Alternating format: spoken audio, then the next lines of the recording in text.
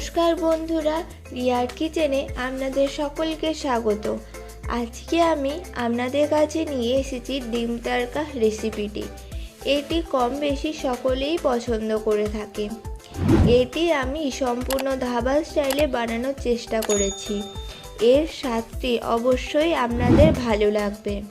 এটি বানানোর জন্য একটি পাত্রে অনেকটা পরিমাপ জল নিয়ে তাতে হাফ কাপ সবুজ মুগ ডাল, হাফ কাপ রাজমা ডাল,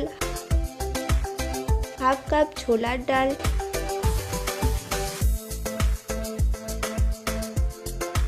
হাফ কাপের কম ছোলা ও হাফ কাপের কম মটর কলাই ভিজিয়ে রেখে দিতে হবে। এটি 6 ঘন্টার মতো ভেজাতে হবে। আপনারা এটা ওভারনাইটও ভেজাতে পারেন। এরপর যেসব উপকরণগুলি ব্যবহার করব সেগুলি রেডি করে নেব। প্রথমে একটি বড় সাইজের টমেটোকে ছোট ছোট টুকরো করে নেব। একই সাইজে পেঁয়াজটাকেও কেটে নেব। এরপর আদা ও রসুনটিকে গ্রেট করে নেব।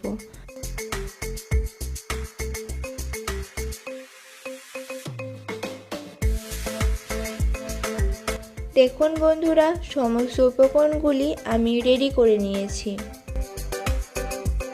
এরপর ভিজিয়ে রাখা ডালগুলিকে বারবার জল পাল্টিয়ে পরিষ্কার করে নেব।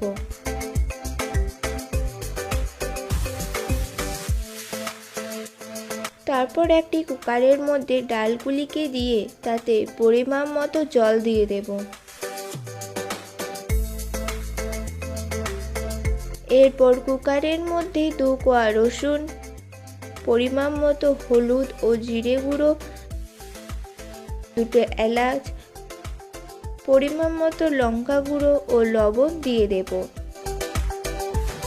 এরপর কুকারটিকে বন্ধ করে হাই ফ্লেমে একটি ও লো ফ্লেমে 3টি সিটি দিয়ে ডালটিকে ভালোভাবে সেদ্ধ করে নেব।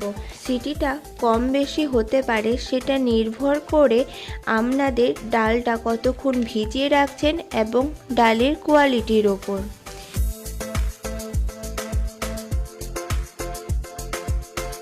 দেখুন, ডালটা খুব সুন্দরভাবে সেদ্ধ হয়ে গেছে। এরপর কড়াইয়ের মধ্যে কিছুটা পরিমাপ তেল দিয়ে কেটে রাখা পেঁয়াজগুলো ভালোভাবে ভেজে নেব।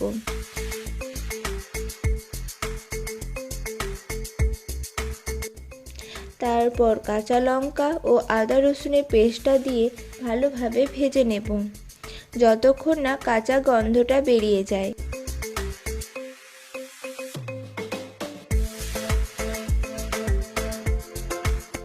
এরপর দিয়ে দেব গোটা জিরে ও টমেটো কুচি। এইগুলিকে ভালোভাবে ভেজে নেব যাতে টমেটো থেকে কাঁচা গন্ধ বেরিয়ে যায়।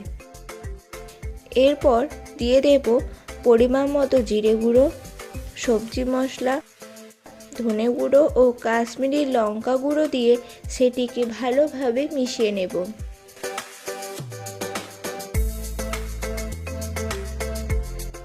এরপর দিয়ে দেব পরিমাণ মতো হলুদ ও স্বাদ অনুযায়ী লবণ। আবার একবার ভালোভাবে মিশিয়ে নিতে হবে। এরপর হাফ চামচের মতো বাটার দিয়ে ফাটানো ডিমগুলো দিয়ে দেব। এখানে আমি 3টে ডিম ব্যবহার করেছি। ডিমগুলি মশলার সাথে ভালোভাবে মিশিয়ে নেওয়ার পর সেদ্ধ করে রাখা ডালগুলি দিয়ে দেব এবং সেটিকে ভালোভাবে মিশিয়ে হাই ফ্লেমে একবার ফুটিয়ে নেব।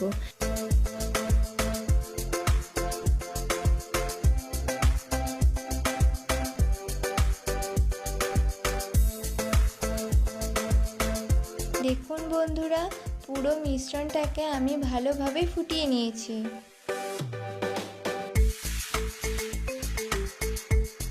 এরপর একটি হাতার মধ্যে সামান্য পরিমাপ ঘি গরম করে নিয়ে তাতে কাশ্মীর লঙ্কার গুঁড়ো ও রসুন কুচি দিয়ে একটু ফুটিয়ে নিয়ে তরকার উপর ছড়িয়ে দেব।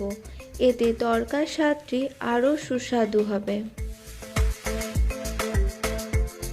এতে আপনারা এটার পরিবর্তে বাটারও ব্যবহার করতে পারেন। দেখুন বন্ধুরা, তৈরি হয়ে গেছে ডিম তরকা। এবার এটা পেঁয়াজ ও রুটির সাথে সার্ভ করব। একদম ধাবা স্টাইলে। বন্ধুরা, রেসিপিটি কেমন লাগলো অবশ্যই জানাবেন। রেসিপিটি ভালো লেগে থাকলে লাইক করে দেবেন। অনুরোধ রইল চ্যানেলটিকে সাবস্ক্রাইব করে দেবেন।